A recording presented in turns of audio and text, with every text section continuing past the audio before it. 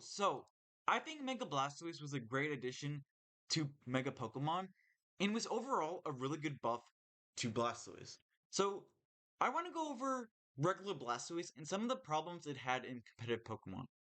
So first off, the stats of regular Blastoise wasn't that good. I mean, it was a really awkward area. It had enough bulk where it would live hits, but not enough where it could just survive long games and just could live long, right? And then the offensive stats were okay up to the point where you could do all right damage, but not enough where you would want to use it. And then the speed set was just in a really awkward area because it wanted to be kind of slow, kind of fast, but it's a really weird, awkward area because the threshold of speed is 100 unless you want to be a really slow, bulky tank Pokemon that could live long and survive, like Theraphorn, who had a really good typing, really good ability, really good bulk, and just good moves overall. Like, it had Leech Seed to drain your health and heal a little bit. It had Stealth Rocks and Spikes for Hazard. It had Gyro Ball or Power Whip for attacks, right?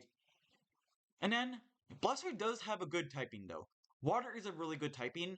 I would say it's either the third or fourth best typing in the game. I just think water's a really good typing overall.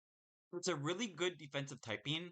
It has four resistances being fire, ice, and water and steel, right? Fire and ice are some of the best offensive typings in the game. And then steel is not really used as an offensive typing, right? And then water's good overall, like I said, right? And then you're only weak to electric, which is a good offensive typing. And then grass, which is more so used as defensively, right? And then your abilities were alright. I mean, Rain Dish is a good ability. Pretty much what it does is when Rain is active, it pretty much works as a leftover. So you heal 1/16 of your health each turn. But the thing is, there's just much better, just overall Rain Team Pokemon. For example, Toxicroak, who pretty much does the same thing, and is also immune to water types and heal from it, right? Or you could just use Kingdra, which is just a fast Pokemon with Swift Swim, and then you could also just use Manaphy, which is a really strong water type, right?